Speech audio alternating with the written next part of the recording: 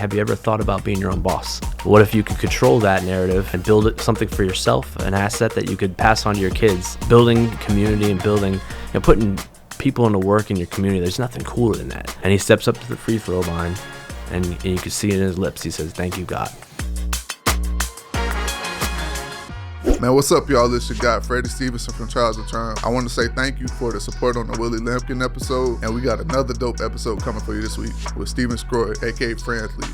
He's going to give you all the business secrets for the franchising industry, which is a multi-trillion-dollar industry, and telling you how to leverage your brand to make millions in this industry.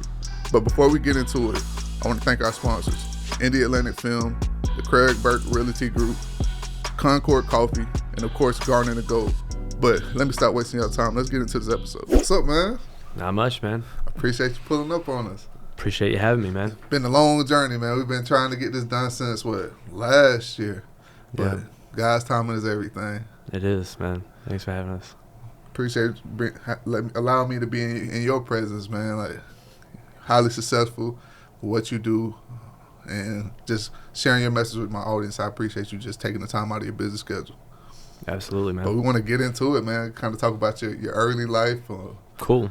From my understanding, you kind of grew up in a family full of entrepreneurs. Yeah, I wouldn't say that. My dad was definitely an entrepreneur. I was the first one to go to college in my family, so everyone had to find a way.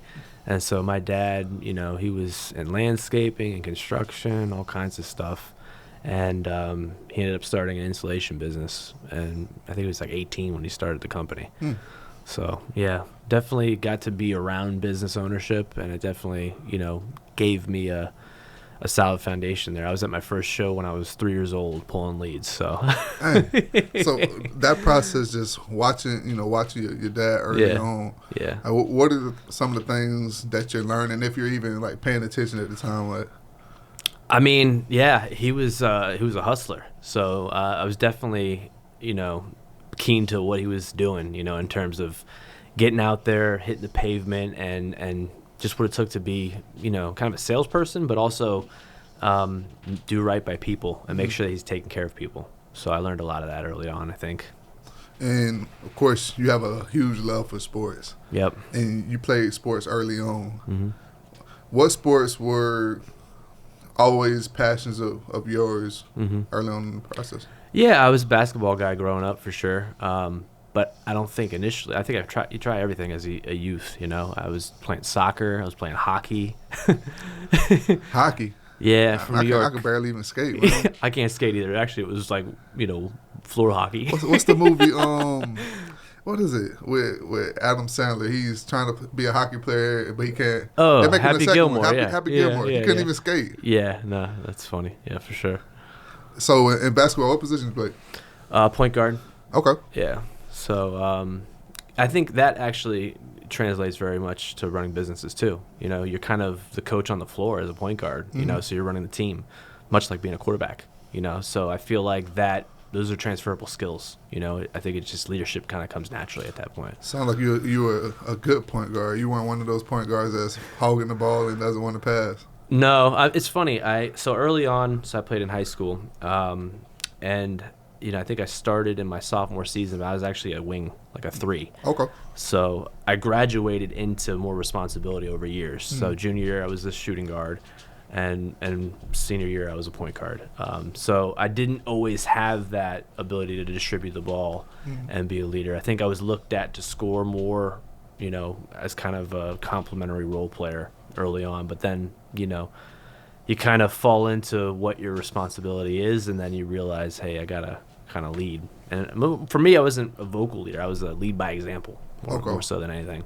Did you have any guys that you tried to model your game after early on? Man, I was a huge Knicks fan, so at the time I was watching like Allen Houston and then Stephon Marbury. I like guys like that. So, I mean, Kobe was a huge inspiration for me as well. But, I just loved the game.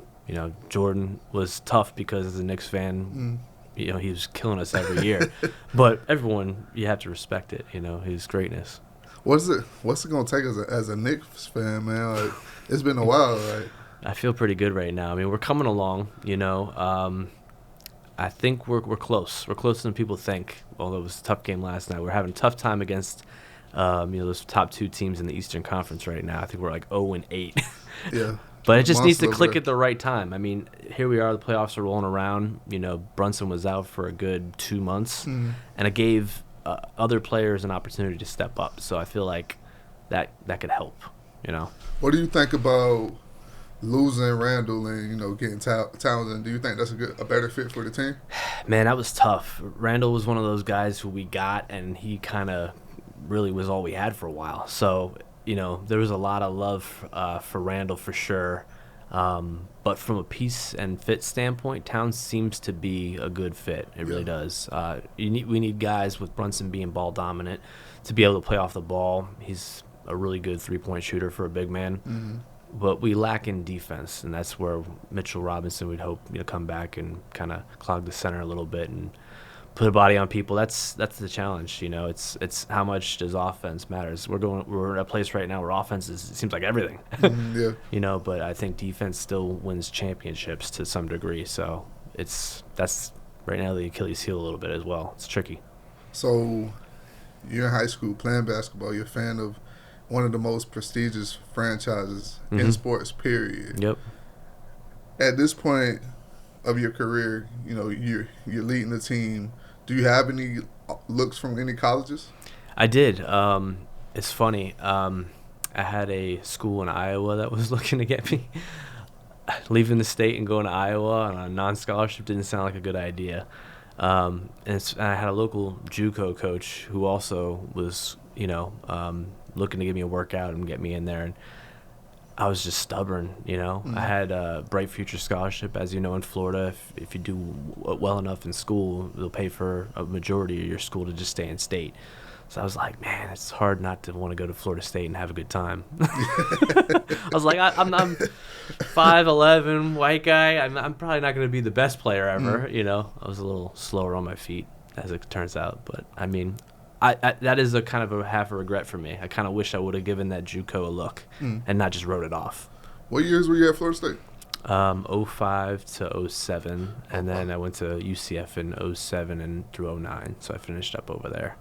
07, were those I think. That was like Drew Weatherford. Drew Weatherford, okay. Yeah. Yeah, it was a quarterback battle back then. Drew Xavier Lee. Yeah. Okay, yeah, I remember. And it's ironic for me because I grew up a Miami fan. Yeah. So at that time, those were the best times of my life. We did get a Miami win that year in 05. It was like a 7-3 game or something. That was at the game. Yeah. That was good. But, yeah, man, Bobby Bowden times. Yeah, it was just getting phased out, kind of, yeah. What was Tallahassee like during that time? Man, it was a fun town.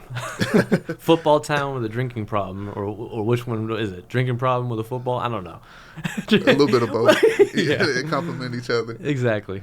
Yeah, I had, of course, had the opportunity to be there, when highly successful, but I was just looking back at last year, the year they had last year. Like, man, I can't imagine how it was in Tallahassee last year. It's wild to go from that contrast of an undefeated season to that. Yeah, and I don't know what you're expecting this year. I don't know what to expect this year. It's this portal stuff is crazy because I think it really is. You don't know. I mean, how much harder is the job for the coaches now to figure out if these upperclassmen are going to gel with the team that they're pulling in and it's all just going to work? Yeah. It's a lot to ask. Yeah, just looking at that you have guys that on paper, you thought would have worked out. Even with the quarterback situation, I thought it would have worked out a little bit better. I thought so. Yeah. But the biggest letdown to me and surprise was the offensive line because the year prior they were dominant. Yeah. And then just out of nowhere, it's like they didn't know how to block. Yeah. So I don't care really who you have. Everything starts there. Yeah, everything starts there. Yeah. And when you have struggling quarterbacks, the offensive line has to help them. Yep. So hopefully we fix that first. Hopefully, yeah. After your time at Florida State, you transferred to UCF. Yep. What went into that decision? Just a change of scenery. I think I was having too much fun at Florida State. You saying it's not fun at UCF? No, UCF was fun too, but I had to get my mind right. Yeah. But, I mean, I was always around sports management and entrepreneurship at both schools. So it's funny. As I'm at Florida State, I've got classes with Buster Posey. future MVPs. And as I'm transferring over to UCF, I've got classes with the guy who's leading the nation in scoring, Jermaine Taylor. So it's like, it's funny how, I was always around the game, and always wanted to be around the game. And I just needed to figure out how, I'd make a career of it, I think is what it came down to. But, Orlando provided some opportunities. The Magic are there, so I got to start working for the Magic while I was in Orlando, and that was definitely a very special piece of my story, too, because I got to see the Dwight Howard years and Kobe win a championship there. So, that was awesome. What was that process like, just being around the team during that time, man? Man, it was exciting. It was a lot of fun. I have Patrick Ewing in the front office there, former Knicks legend, or not in the front office, but on the coaching staff. I see him walking around. You got Jameer Nelson, Courtney Lee, Dwight Howard, Hedo Turkoglu, Rafer Alston comes in. Yeah, I was so hurt that year when they didn't win it all. Yeah, I was hurt. But they gave Boston and Cleveland, they did well. It was a good run. Kobe, though. Yeah, Kobe's... The Celtics can say the same, man. Exactly. A lot of great teams, he's kept them out. So, man, it is what it is. That's part of being, playing a great game and playing against elite players. But after, you have that time with the Magic and you're transitioning, how do you, during this process when you're trying to figure things out, how do you, gel everything together? What's next for me? What am I supposed to do? The reality was I was starting to have a family.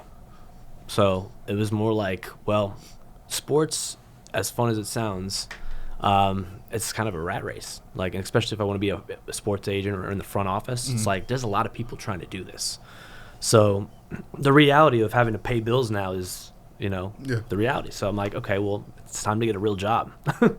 I bounced around a little bit. I went to Home Depot, was working there. And then I worked for a franchisor in Clearwater. I just found a role there. Wasn't looking for it, just stumbled into it.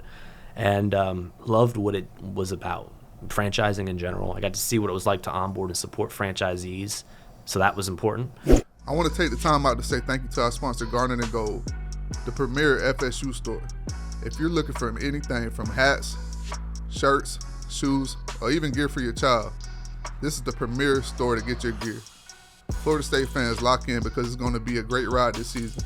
But before we get rolling, make sure to get your gear from gardenandgold.com. And then it was also a marketing company, so I'm working with brands like Chick-fil-A, Marco's Pizza, Jets Pizza, Little Caesars, Sports Clips, Great Clips, all these brands. And as I'm working with their franchisees and their corporate offices and marketing arm, I'm realizing they all have what they call a playbook. And so it just clicked for me. I was like, well, this makes sense. This is what Shaq's doing. This is what Drew Brees is doing. Junior Bridgman, rest in peace, just passed a few weeks ago. He was kind of the first to do it, and he was a pioneer. And so I looked at all that and said, well, the case study's kind of there already. Why don't I help guys get into business when they're done playing? Because this seems like a very good transition. And so I started Franthlete. But I actually side hustled it for a while. So I was still employed there. And I was with that company for a good 12 years. And pandemic happened. And it's like, okay, got a little extra time now. What can I do? And I started working on it and just kind of, putting it together, making inroads with the NFLPA and guys like that, where I could put myself in a position to be a resource and help guys, understand what the business is about. Kind of explain franchising to our people that don't know, because most people, when they hear franchising, they think of the big names like McDonald's and Chick-fil-A, but then they don't realize there are so many more franchises in the world. There's close to 4,000 different franchises out there, and a majority are, food. And I think, Subway, McDonald's, Chick-fil-A, things like that is pretty much what comes to mind. But the idea of franchising really is taking a business model that's proven process, and licensing that out to individual investors and operators throughout the country. So it's a good way to scale, I guess you'd say, using other people's money. Most people are capital prohibitive. I want to own 1,000 locations. Well, that takes a lot of money to do that. But if you can help people and train people to do whatever the model is in their local communities throughout the country, then that's essentially franchising, being able to scale it. Earlier you mentioned Junior Bridgman. Yeah. And I was doing my research on Junior Bridgman. I saw a clip of him on social media. He only made, he played 12 years in the league. Yep. Only made like $2.5 million. Exactly. Generated over $1 billion as an entrepreneur. Yep. For the people that don't know what franchising Yeah. is, that's one way to catch their attention. Absolutely. Then he's kind of a cool story. Well, he's a great story for a lot of reasons, but he actually kind of failed in his first attempt. Oh, wow. People don't realize that. And I'll kind of explain how it happened. So he, like you said, didn't have $3 million in career earnings total throughout his career. Was a great player, not a household name. People don't really know who he is, and that's, I think, more to the story too. But his GM actually had at McDonald's, a couple locations in Milwaukee when he was with the Bucks. And in the offseason, he went in and saw him and saw, wow, this McDonald's is jam-packed in here. This is cool. How do I get into something like this? This is awesome. Mm-hmm. And he actually went and partnered with another player. I forget who it was, but they opened a Wendy's in the Bronx in New York. And you got to think, he's in Milwaukee. So they're actually running it, absentee almost, not on site. And it didn't work. And that's why, because it actually takes understanding of the operations. And I think that's the hardest part. People look at franchising like it can just be a passive vehicle. I just plug in things here. And it takes a lot of infrastructure and a lot of hands-on work. So, and he realized that, trial by fire, right? He had a location in the Bronx. He wasn't there. Why didn't it work? Well, he realized I got to learn the business and be in the unit. And so what did he do? He opened up a couple locations in Milwaukee. And now in the off season, he's working the fries in the drive-thru. Yeah. He's gotten his hands into it, and he realized how the business was run and how it operated, and then he was able to build infrastructure and scale from there. In business, one thing that's huge is early on in the process, especially when you're trying to build your reputation, it's having your pitch together. Yeah. A lot of people have great ideas, but they're not able to articulate it. Yep. This is kind of a fun thing, and I wanted to have you, if possible, if you don't mind. Sure. You're in the elevator with me. You don't know me. Yep. And I'm somebody you're just trying to get their attention and work with me. Yeah. You only have 30 seconds. Sure. To pitch why I should work with Franthlete. Yeah. Well, I don't think I would pitch, actually. I'd probably ask questions. Okay. And I'd say, well, hey, what do you do for a career? And I'd want to learn more about them and understand where they're at, and then try to figure out where their pain points are. So, well, I work, 60 hours a week in New York City. I'm in and out on the train. I don't get to see my family much. Well, hey, have you ever thought about being your own boss? What if you could control that narrative and build something for yourself, an asset that you could pass on to your kids down the road and scale and exceed that glass ceiling of income and spend more time with your family? Say something like that. Okay. All right. I like it. Well, of course, Franthlete, it's a mix between, your love for athletes and franchising. Yeah. Why do you feel like athletes should get involved in franchising? Well, it's not for everybody, so it really comes down to it being the right fit, I think for a guy, and you got to think, most guys don't get more than one contract in the league. So I think most people think, wow, football players, basketball guys, they're rich, they got a lot of money. That's not always the case. We all know what lifestyle creep and cost of living looks like. It's a lot. So for the guys who have one contract and are looking for a way to generate cash flow, I think this could be a perfect transition, because it's like you're at a delicate place. You're like, do I want to go out into the corporate world and work for somebody? Or since I'm coachable and, I can follow a playbook, can I be in business for myself and scale something and build wealth? So that's the way I present it. But it needs that person who's going to be involved. That's the careful caveat of the whole equation, I think, because, again, far too many people think they can just plant money and park money places. It's hard to do with business. Could you kind of talk about your business model that has allowed you to have success? Because we've went through COVID recently, and every business, of course, wants to be able to thrive through anything, and ultimately the word we use is recession proof. Yeah. So could you talk to us about that? Yeah, I got a couple things for you. So, I've built my business to have multiple revenue streams, so that's important. Not only am I helping guys find the right business, that's one area of expertise. We're actually now starting to bring development in-house. So guys who have created brands and they want to scale their opportunities, we're going to help them to do that. So that's cool too. Another thing we're doing more on the NIL, because this happened by accident, but as NIL has gotten huge over the past 4 or 5 years, I didn't come into this business with that in mind at all. It was all about helping guys get into business. But now brands are coming to me and they're saying, hey, well, you've got these contacts with athletes. We'd love for them to be ambassadors and partners of our brand and NIL. So there's 3 things that we're doing there, which is great. But to your question, I mean, there's a lot of really good recession-proof, pandemic-proof, reoccurring revenue. People want AI proof now. Yeah. Businesses like that I think won't go away, that I like to show guys. And I think that's where I come in, because I think most people think of food. So my idea is to open their eyes up to other things that they wouldn't have thought of. Things like trade skills, HVAC companies, plumbing companies, roofing companies. We're athletes, so physical therapies, there's franchises there. There's health, wellness, fitness, senior care, medical, childcare, education services. There's so many different things that we can look at, many of which are pandemic-proof, recession-proof, reoccurring revenue. Those are my favorite things. I like to create reoccurring revenue because predictability is important. And I think if you could also go with like insurance-based, then it doesn't require disposable income. So home insurance would pay for like a flood that occurred, which happens here in Florida. Hurricane comes in, first floor's got water damage. Company comes in, gets it, reconstructed, and the insurance handles that. So it doesn't require people to pay out of pocket for it. So little things like that, I think, really do last through those kind of tough times. We would like to thank Craig Burt Real Estate Group for sponsoring this episode of Trials of Triumph. Whether you're a first-time home buyer searching for your dream home, a seller aiming to maximize your home's equity, or an investor seeking a prime opportunity, partnering with a dedicated real estate professional can make all the difference. Your real estate goals are their top priority. The Craig Burt Real Estate Group is committed to providing unmatched customer service, and they are genuinely driven to help you achieve your property goals.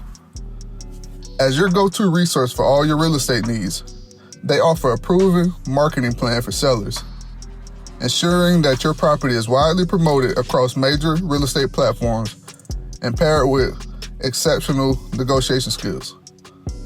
For buyers, they diligently analyze the local markets and trends to help you find the perfect home at the right price.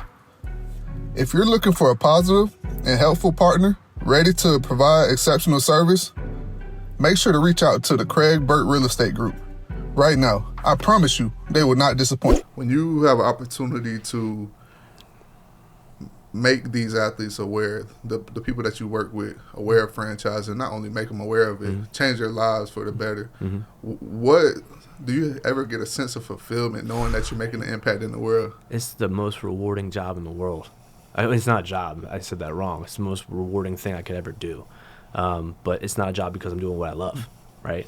It's amazing. It's completely, it's amazing how I'm so blessed how it's all fallen into place for me, because, a father, I've got 3 kids.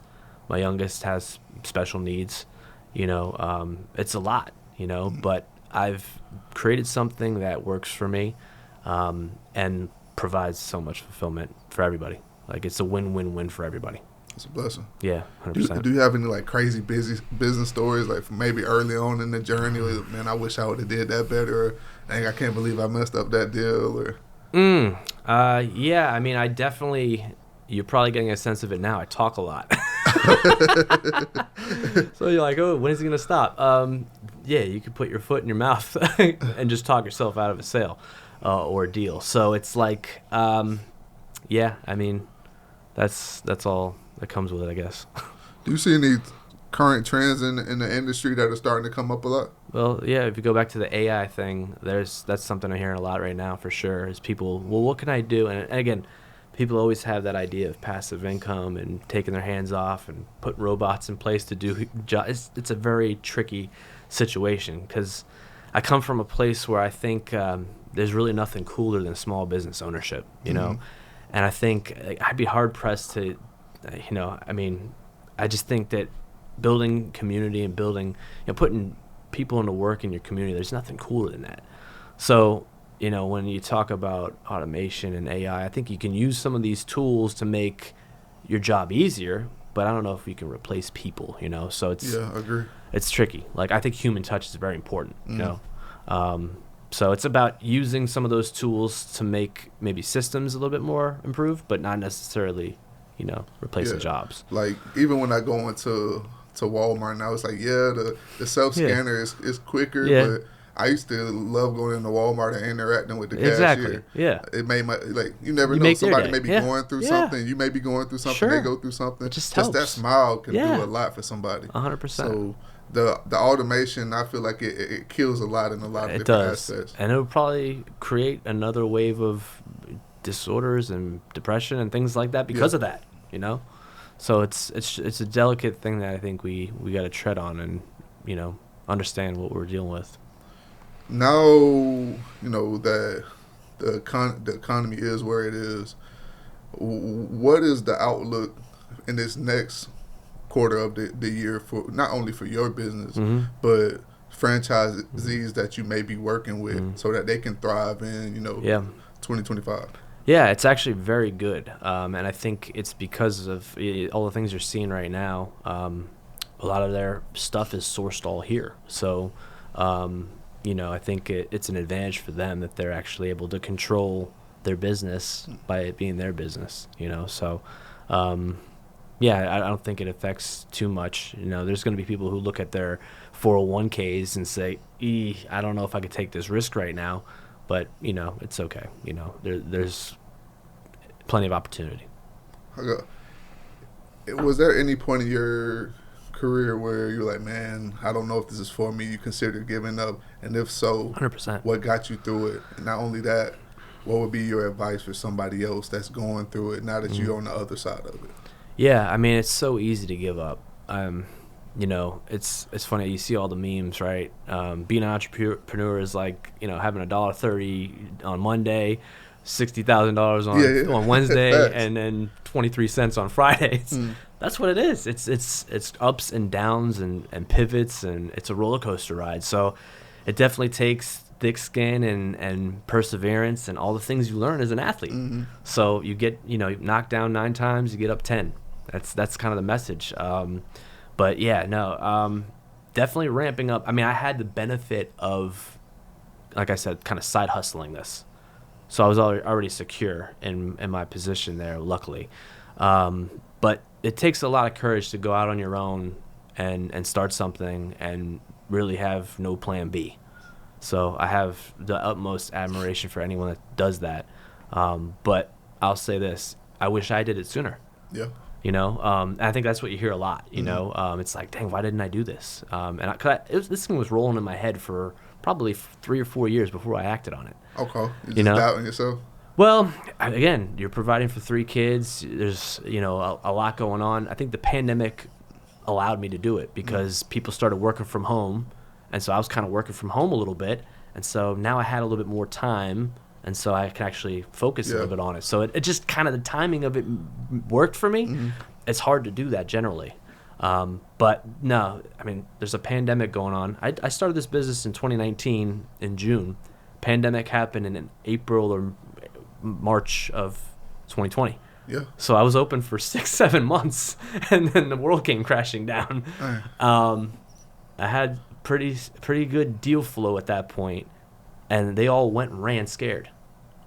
So at that point, I could have easily hung it up. Yeah. It would have been like, nah, this isn't going to work. I can't do it. Instead, what I did was I said, you know what? Let me use this time to learn, sharpen the sword, create some of those relationships we talked about, and put myself in a position where I can help and persevered. I just said, you know what? I'm going to do this. I feel like this is my mission. This is what I'm here to do. I got to do it. And I just stuck with it. So it's hard. It's everything everyone talks about, it being up, down, all around, all that kind of stuff. But what's the quote? Everything that you want out of life is on the other side of hard. 100%. Yeah. If it was easy, everyone would be doing it. Yeah. And it's almost too good.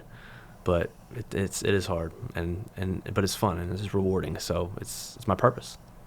It's a blessing. Yeah. Every year in New Year, you see people make their New Year's resolutions, which I always laugh at because ultimately it's nothing wrong with having setbacks and ultimately, sure. But it has to become a lifestyle. This is not going to be a switch that's just flipped. Yeah.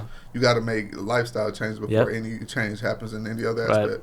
But are there any goals that you've set for yourself this year, things that you want to do, whether that's with family or just like, hey man, I want to travel to this place, like that you haven't done yet, that you like, man, by the end of the year, I want to do that? Yeah, I mean, right now I'm working towards the next house, I think, is the goal for sure. I've got a nice place now, but my family's getting bigger. I got a 13-year-old, a 10-year-old, and a 5-year-old, and they're taking up a lot of space. Yeah. So that's definitely on the horizon for sure. Man, I got a couple projects that I'm working on too. I mentioned those revenue streams on the focus of helping guys who have businesses now that they want to scale. Really focusing on that and launching, businesses that are, I think, on brand for us, that makes sense, that, there's a real connection to the athlete or to either athletics or wellness, things in that scope that I think make sense for us. So really focusing our attention there, and I think we're going to create some special stuff for sure. That's a blessing. Like myself, for me, I've gotten caught up on this I wouldn't even say chase. It's just, as an athlete, even when you win, like whenever in Florida State, we won the championship, we won games.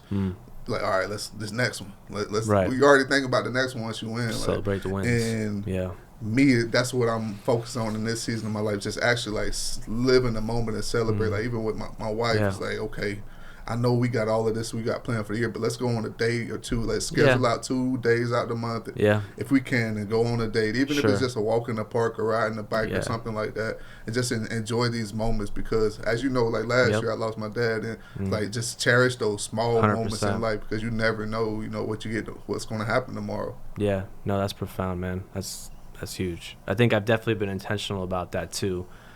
I mean, raising a family is tough. Kids, gymnastics, basketball, running around, this, that. It's just, and you're doing a business. It's like, man. So making time for your spouse and being able to celebrate the small wins. I like that. Celebrate the small wins, and even learning how to dance in the rain. That's like, because I'm a believer, and I always thought it was weird whenever you would hear people say God is good. Only when things go well for them. It's like, okay, like, what about when things are, is he still good then? I think the biggest example I've seen of that in recent weeks, a couple months, is when Kyrie tore his ACL. Did you see that?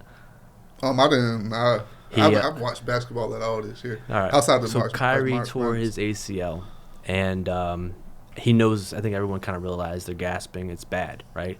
And he steps up to the free throw line, and you can see it in his lips. He says, "Thank you, God." And I was like, man, that's beautiful. Yeah. That's a good dude right there. That's dope. Yeah. And that's just like where I am, like in life, man. Just everything is a blessing. 100%. I don't care if this business deal goes left. It's like, all right, I thank you for the opportunity. I don't care. I was at my daughter's practice. Well, second to last practice, because they play on Saturday in the playoffs. The coach said it was the last practice. We're going to get a win on Saturday. We're going to be playing the championship next week. But in the prayer, he was like, man, I just appreciate all the kids coming out. Even if this sport isn't for them, I appreciate them coming out. And just everything is like, man, God, I appreciate you giving me the opportunity to even do this. Even if it doesn't work out, even 100%. If it doesn't work out for me, if it's not for me, I learned a lot of things about myself in this process. So everything is a blessing. And that's 100%. One thing I've learned to, practice a lot more. Gratefulness this year. But, love it. I just want to, ask you different things that you had and, goals for yourself this year. And because, of course, I see you doing your thing, man, working with different entrepreneurs and athletes, and it's dope to watch from afar and actually to get to know you. Appreciate it, man. Is there any person that you've been able to connect with that you grew up watching or you saw watching for? You're like, man, I know them now, like, and I've got to work with them. Yeah, it's definitely been cool. I mean, I ran into Lamar Jackson like 10 minutes after he won the MVP like last year. Hey. I was like, geez, that's wild. I saw Michael Vick in there. I saw T.O. in there. It's just like, you got to pinch yourself sometimes. But I realized, like, I'm supposed to be in these rooms, so I can't get too excited. Yeah. It's something I tweeted a few years ago, and was like, man, don't question whether or not you're good enough Yep. to have a seat at the table. Like, if you were invited in the room, then you deserve a seat there. You belong Exactly. there. Like, and sometimes I think we have those doubts too much. Like, it's human nature, man. I think I had those doubts about a year ago when we talked about doing this. Okay. Oh yeah. So, audience, I'm gonna give y'all a background on this. We talked about it, and I told him that I felt like he would be perfect to bring on the podcast, because I come from an environment where you don't really see a lot of this. Like, it's a lot of negativity. If people are making money, it's not like this, you know. Right. So I wanted to expose people to all the different avenues of success, and he's like, man, I'm like, man, listen, it's gonna work. They're gonna like it, Right. because one thing for sure, I see how God has His hands on you, and sometimes we sell ourselves short, and we all do it, and I believe it's gonna get a great reaction, and I'm excited about the people seeing it, and I'm excited about you seeing it. Like with the documentary, one thing that I did with the doc is, of course, you have the people on there that are celebrities, Right. but then you bring on the everyday people, and all of them were saying the exact same thing that you were saying. Yo, nobody knows me. I haven't, like, Right. Yeah. and I'm like, all right, y'all are gonna get more applauses than these people that everybody knows, and they didn't believe me. Right. Then you come back at the end, the reviews. Oh, this person, I'm going exactly like. Yep. And those are the stories that we can relate to. Like, the reality is, man, LeBron James. Who can relate to LeBron James? No. He's a great athlete. We Right. love his hard work. We love that he's a great athlete. Yep. But the reality is, LeBron James is a freak athlete. Even if he didn't work hard, Right. he probably would have still made it to the NBA. Everybody doesn't have that story. No. But someone like you that worked their tail off and did the small work, like behind the scenes, people can resonate with that. Yeah. And, you know, just, I feel like that's part of you talk about your purpose, building people up. And, you know, I feel like that's part of mine as well. Like, I can see, like, sometimes people can see things in us before we see it in themselves. Right. And I believe that's why I was a fullback. Like, I came out of high school as a linebacker. I had an injury. And I believe that God allowed different things to happen. Right. And personality-wise, I'm a fullback. Like, Gotcha. people would be like, man, why you don't never get any credit? Like, yo, I don't want any credit. Like, go let him run through the holes, and I can move behind the scenes and do whatever I do. My teammates know the value that I bring, and that's just what I do in real life. So make fullbacks great again. definitely, like, it ain't happening though, man. You know who killed the fullback?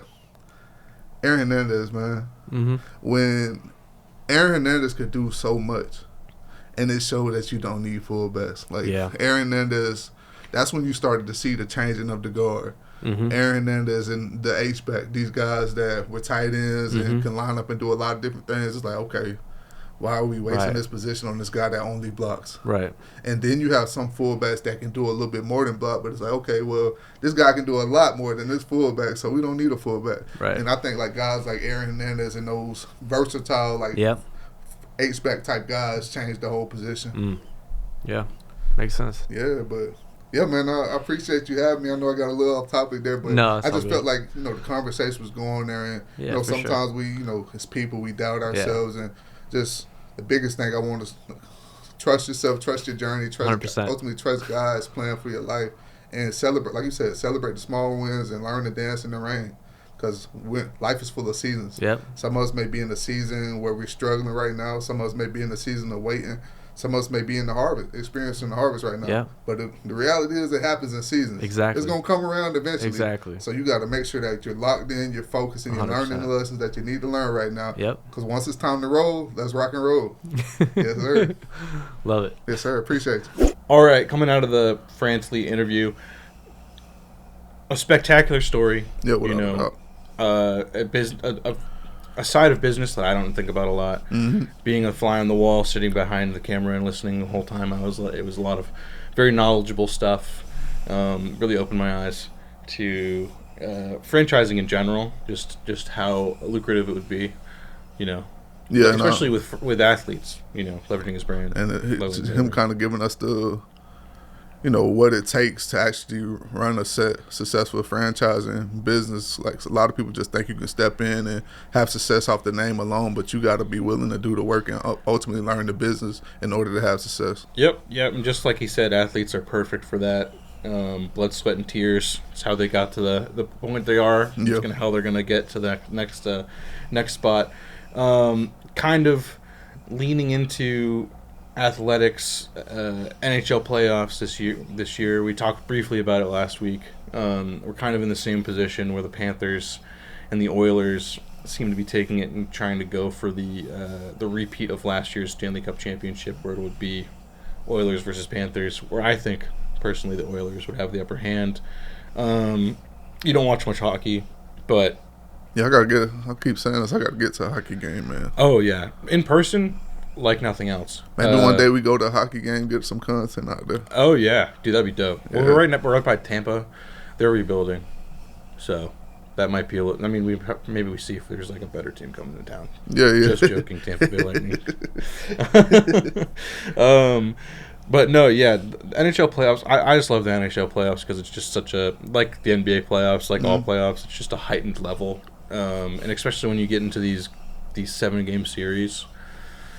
There's nothing like, an NHL 7-game series because it can flip on its head. I think it was like, analytically, it is the easiest series to like reverse sweep. Mm-hmm. Like, and then also like the home ice advantage is like almost none. So it's like in the playoffs, it's almost like the stark opposite of like traditional NBA playoffs where it's just home court usually wins or it's a dominant team and they 4-0 sweep. Mm-hmm. It's like usually in the NHL, it's you're not done till you're done. Like the Kobe, like job's not finished. Whatever. Yeah. So it's. We could be back next week and be talking about how both of those teams, choked a 3-1 lead, but more than likely it's going to be Oilers versus Panthers. And then going to the NBA playoffs.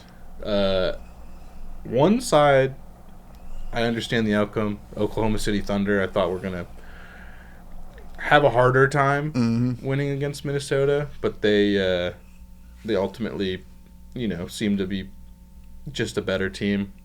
They seem to have jumped a level almost defensively. Yeah, just looking at that series, I thought it was going to be more competitive. And just the last games for the Wolves, when you got that many guys, I know everybody focuses on Ant, but take a look at what the others did last game. They weren't missing. Like, those guys were hot. You had Walker, he got hot. Yep. McDaniels, who I feel like has been the best player in this series for the Wolves, he got hot. Yep. And then, like, they're doing their thing. And Rudy Gobert had a few moments that, like, he's defending SGA off the perimeter, like, doing his thing. Yeah. And they didn't get a win. I just think the emergence of Chet Holmgren in this series makes them hard to beat. No, 100%. I think that the depth, you're seeing the depth on the Oklahoma City Thunder. They're during the season, they would sometimes play 12 men deep, and it's just... they'd rest their whole starting lineup and play their backups and still win a game. And it's really showing. Mark Daigneault is a spectacular coach. I think Finch on the other side of the Wolves is actually a really good coach too. It's just their depth is not there. They've traded so many pieces to get to the point where they are that they really need to probably retool. Although I think there's also an argument that like this is the first year with that nucleus. Yeah. Last year was the first successful year with Ant and Cat. This year will be the first successful year with Ant and Julius. If they can keep it together, maybe it gets some bench pieces. That's a really expensive team, so more than likely something will shift. But McDaniels is honestly the story of that side. Where he's balling. He's insane. I mean, he's always been an amazing defender, and he's always been a versatile, spacer. But he's hitting shots and doing amazing. He's almost playing the Miles Bridges role, but for the Wolves, where he's like the third or fourth option, depending on the lineup. And I think the Wolves will come back stronger next year, and I think that it's going to be a constant battle between the Wolves and the Thunder. But going on the other side, the Eastern Conference Finals, a matchup that didn't necessarily expect, but also didn't expect it to keep going this way. I can confidently say I did not put respect on Pacers' name. Yeah, I'm saying. My bad. Tyrese Halliburton, I've always thought was a spectacular player. Last night he had a 30-point triple-double in a game He balling. 4. Balling. He's shutting everybody up. He's making that trade where he was traded for Sabonis look worse and worse and worse every single year. It's kind of nuts. He was drafted in that weird 2020 draft class where it's like not many of the top 10 would still be drafted in the top 10 if they redrafted it. But dude, he's a dog. Brunson tried his best. I think the most telling thing about this series, and you could tell me if you see this too, is that the Knicks core are doing what they need to do to win. Like, they're not getting the stops, they're turning over. That's external, but they're scoring and they're spacing and they're getting rebounds. Like, Cat had like 20 and 10 last night. Jalen Brunson had like 30 and 10 last night, and then like OG hit a bunch of threes. In a bad game, Bridges had 14. So it's like it's a very weird. Josh Hart off the bench, played 32 minutes. Mitchell Robinson had some key moments. He didn't shoot a lot, but I mean, he's just more of a rim protector in that role. I think Cat has to grow up. Yeah. Even last year with the Wolves, like, he would be balling and then he just commit some of the dumbest fouls you would ever see. Like, it doesn't even make sense. Like, at some points you're looking at it like, yo, is this dude point shaving? Yeah. Like, what is he doing? Like, and he's still doing that same thing. And when you're rolling and you're getting your team and you're trying to win big games, and now you have to be off the floor, that hurts your team. Like, you have to grow up at some point because your team needs you. Yeah, no, 100%. And I mean that's hits the emotional discipline stuff we were talking about before the pod.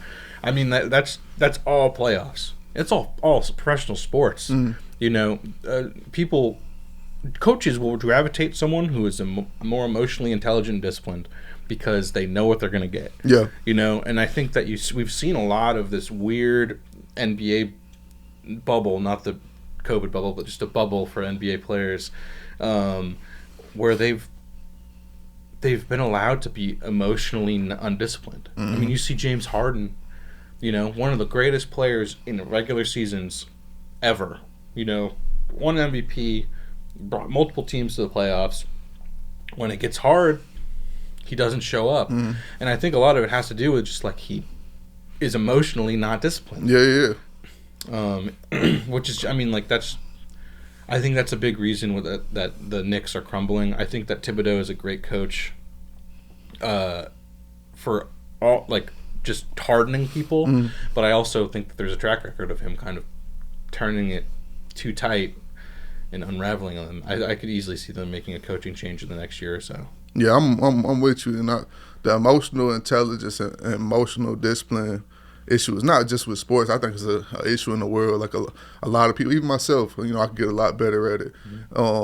But it made me think, like, I don't know if you remember the old Jackie Chan movies. Like, I'm talking about when they're speaking in Chinese and the mouth doesn't really match up with it. But in those movies, man, Jackie Chan would always get into situations where people are trying to beat him up for whatever reason. 9 times out of 10, it stemmed to a woman that he was dealing with. But it's crazy. In those movies, Jackie Chan, his saying was, I don't want any trouble. And when you think about it, it's wild. Like, Jackie Chan at every moment was the most dangerous person in every room that he walked into. Yeah. But he's saying, man, I don't want any trouble. And that goes to show you, like, man, only a fool would want drama over peace. This is the most dangerous person in any room. He's saying, I would rather walk a peaceful life and not have any issues. But whenever they backed him into a corner and he had to defend himself, he handled business. And they didn't bother him anymore. Yeah. And it goes to show 2 things. 1, don't think the person that practices peace is unskilled at war. And number 2, you don't have to respond to everything. Yeah. Like, everything isn't worth the response. Like, in those situations, of course, Jackie Chan could have went out wanting to fight all the time. But at the end of the day, it's like, man, I'd rather keep my peace in this situation. It's not worth the response to me. Like, you're going to drive yourself crazy responding to everything. Every person that attacks you, every person that tries to do something to you, whatever the case may be. So in this world, I feel like we have to practice emotional discipline more, emotional intelligence. Like everything's not worth the response. And you see that a lot playing itself out in the NBA playoffs. Everybody's not able to, play at that level. But just in this world in general, like, be more like Jackie Chan, man. No, 100%. And that kind of ties into something that I'm going to do probably closer to the NBA draft, but talking about, Walt and older guards and how drafting someone with emotional intelligence and leadership qualities may actually be, more of a strength, especially if they're a little older, for some of these teams.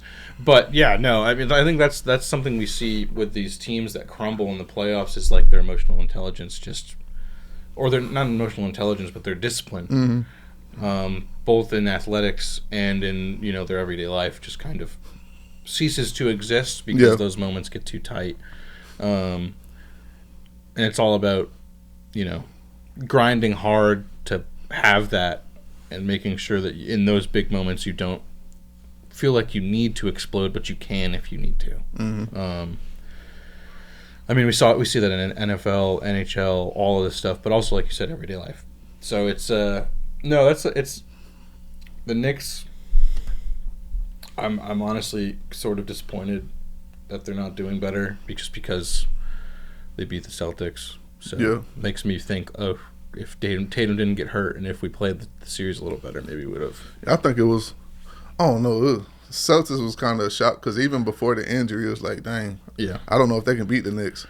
Yeah, and you can see, like, I'm, as much as I am, like, analytics and, on paper, the team can beat other teams. The Celtics for, like, the last 3-4 years, last couple years of or when Ime was our head coach for a year, and then the last few years with Missoula, they did this thing where they would go up.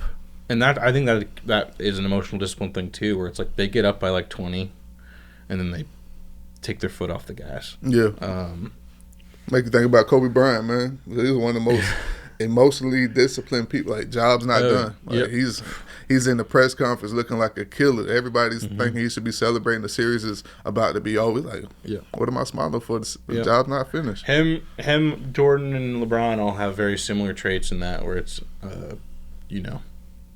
job's not finished. We're just going to put you in the ground. And unfortunately, as much as Tatum is a spectacular player and like Brown's a great player, like we don't have a lot of those guys on the Celtics. So it's if we're not winning decidedly, it was hard for us to figure it out. But I think styles make fights too. Like, Knicks match up better with the Celtics. I think the Celtics would have beat the Pacers easier. I think that I think the Celtics, not to make this the whole Celtics center segment, but I think the Celtics would have won if Porzingis was healthy. Yeah, Porzingis.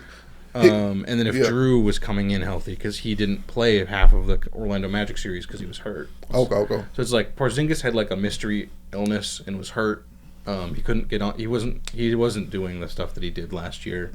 I don't know. Yeah, that Celtics team for last year, I don't care what OKC's doing. Nobody beats that Celtics team from last year. No, we were on a mission. And I think that's just like one of my favorite podcasters, but also like basketball writers says, it's the disease of more. Bill Simmons, he talks about how, especially as we get further away from the beginning of basketball, the disease of more will always hinder teams from going back to back. And I think that's kind of what we're seeing now. Is like we won a championship, and then the Olympics happened, and Jaylen Brown's not on that team, and I think that hurt, especially when Kawhi had to leave the team. You think, oh, Jaylen Brown's perfect fit. They bring in Derek White. Which I understand the fit and I understand what's going on, and I also understand like it's not a personal thing, but like Jaylen Brown takes that personal, and you see the way he plays this year is a little different. He's a little bit more selfish. He's trying a little harder to really establish himself as a clear number one or number two. But I think that kind of, if the Olympics weren't happening this past summer, we wouldn't be having this conversation. Like, I think that we would have made a little bit more of a run. Also, Tatum might not have gotten injured, but yeah, you never know, because I think you got some guys after they get one ring, they're like, man, let's get 30. And you got some guys they're like, man, shoot, the pressure's off me now. I got that one ring, they can't hold that over my head anymore. Like, I know we're completely different, but I remember after we won that national championship in 2013, a lot of guys were rock stars now. Like that year before, everybody was hungry trying to prove themselves to the world versus the next year, everybody's telling you, hey, the theme going into the season, they were like Dallas to Dallas, because our first game was in Dallas in Cowboy Stadium, and the final game of the college football playoffs was going to be in Dallas. And we were starting to, like, let that sink into our heads. So we already, like, we were done for before the year even started. Yeah. Versus the year prior, like, we're blocking out all the noise. We got to prove ourselves. Yeah. So I don't know if that happened with the Celtics or not. Yeah, put your head down and grind. Yeah, I think it's also, like, it's just something to be said about, like, sustained runs in any sport. You know, it just, there's a reason why Saban's one of the greatest coaches of all time, Belichick's one of the greatest coaches of all time, Phil Jackson's one of the greatest coaches of all time. It's because it's really hard. It's really hard to have, I mean, every year has different circumstances, every year has different obstacles. And I think the Celtics had the keys to win another one and go back-to-back. But I think it's just the obstacles where we were not fit to go over them, you know. Although, I mean, you see, like, Luke Cornett and all these players, Sam Hauser, all these players, like, taking this leap and helping out and really making a difference and having flashes. Our payroll is so high on the front end that it's like, you know, I genuinely think that we're going to have to, like, completely rework the team next year, which maybe it's a segment for next week, but, like, I think that we should do something pretty insane. It's pretty drastic. Just, like, trade a couple players for a decent player in the draft. Or do what y'all tried to do a few years ago, get that easy money sniper, KD. I mean, I don't know. I think next year is just going to be a rebuild year, because it's like we're going to have to shed cap space. Tatum's not playing next year. You know? That's why I think that KD move makes sense. KD would be interesting. We just don't have the money. Yeah. Unless we're going to get rid of it. I think that's where I'm kind of thinking is, like, maybe we need to get rid of majority of our players. And not, like, do almost like a mini rebuild. You know, keep Derek White, get rid of the aging players, you know, build around Tatum and White in 2 years. Yeah. How old is Tatum? I think he's 29, 28. Okay, so he'll be like 30, 31. Dang. I think. At least they got you guys got a ring out of it. 'Cause I remember, what was it, like three years ago when you guys had Smart. Yeah. Man, everybody was talking about breaking up the team then. He's 27 this year, so in 2 years he'll be 29, actually. Okay. But, I loved Marcus Smart. He was one of my favorite players to watch. I hate that he didn't get a ring. Yeah. There's a lot of dudes from that run. Like, just getting deeper into Celtics talk, I watched the 2008 championship and loved the Celtics the whole time. Watched until the Pierce dynasty ended. And then kind of fell off just because of life. And then I jumped back in when Isaiah Thomas was the leader. Okay. And it was like Isaiah Thomas, Avery Bradley, Marcus Smart. And I think that core, the fact that they never got a ring, even as supplemental players, is just sad. Yeah. You know, like the fact that Rondo got a second ring with the Lakers, that was amazing. And I think, like that, I think Avery Bradley for the longest time was like one of the best defensive guards in the league, and he was on the Lakers team after they won a ring. You know, like Isaiah Thomas, one of the most shifty guards of all time. Him dropping like 40 plus after his sister passed away was one of the most insanely amazing games I've ever watched. And he, you know, joined the Cavs after Kyrie left. He was in that trade. So it's like, you know, Marcus Smart gets traded away to a Memphis team that looks like it might make a playoff run. Don't make the playoffs, they trade him. Yeah. Like, it's just all these players, you know, you kind of like, I wish all of them were on the teams that they're the team that won last year, but you know, this goes to show you how hard it is to win championships. Yeah. So you gotta, when you think about how difficult it is to get back there, looking at guys like Curry, LeBron, Kobe, MJ, like guys that have, Tim Duncan, guys that have won multiple championships and gotten there time after time after time. That's so hard to do. Yeah. It's just the upper echelon of players, the Pantheon. But yeah, that's enough of my Celtics woes. You have any crazy weekend plans this weekend? Man, we've been busy for the past few weeks, so my crazy weekend plans are to do nothing. Chill. Yeah, that's a good plan. I've been this past weekend, Memorial Day weekend, was pretty relaxed. This coming weekend, there's not like a whole lot going on, honestly. There's that Caleb Plant fight, which I'm probably gonna try and watch. I like it. He's a cool. Yeah, I like Plant. He's a fun fighter to watch. The UFC card's kind of meh, but there's one card or one fight, Gamrot versus Ludwig Klein, and he's a great fighter. Those are some really fun fighters. They're almost some opposite in style matchup where it's like Gamrot's a wrestler, Klein's more of a striker, but they kind of complement each other. In the opposites, where it's like Klein can kind of stuff takedowns, Gamrot has a pretty good chin. So it's like, should be fun. It's the co-main event, which is stupid, but yeah. Other than that, I don't really have many plans. I'm just gonna like reset, chill. I might go see the final. This might be my final time to see like the Muppets at Hollywood. So I grew up going to that all the time. So they're closing that show. They're rebranding the Rock and Roller Coaster to Muppets though, which is that time was bittersweet, man. Yeah, so I might check that out. At least just ride it a couple times and be like, or go see it a couple times and just. I don't really go to Disney too much in the summer just because it's so hot. But no, I think that's next week's UFC card's gonna be fun. Next weekend I'm at a wedding, so I'm not gonna be able to watch most of it. But yeah, I know next week we got. Next Saturday, that's the community event. I've talked about it over the past few weeks from 1 to 6 in Mulberry, Florida. Of course, we'll attach the link in the bio for anybody that wants to come out or, donate to the foundation. Have, backpack giveaways, school supply giveaways, bounce houses, food trucks, all of those things.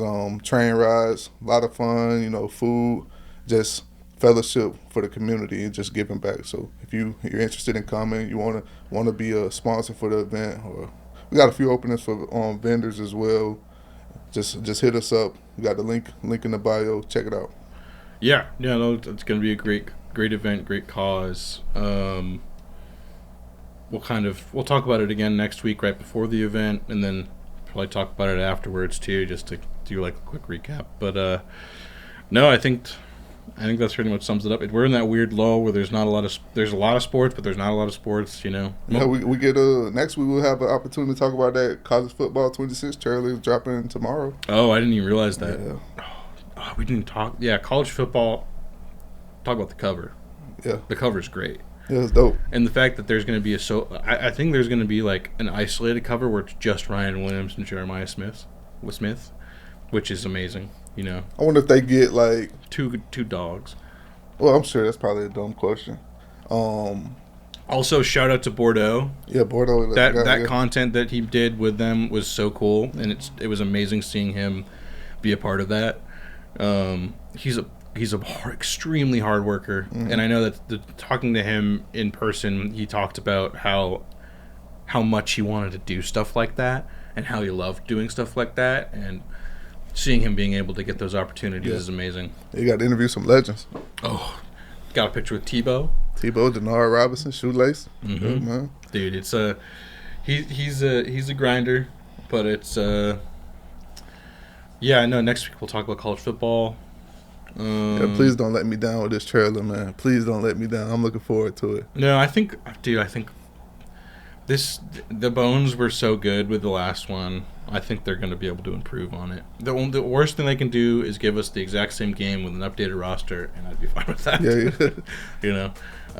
But no, thank you so much, everyone at home, for watching. We love making these episodes for you.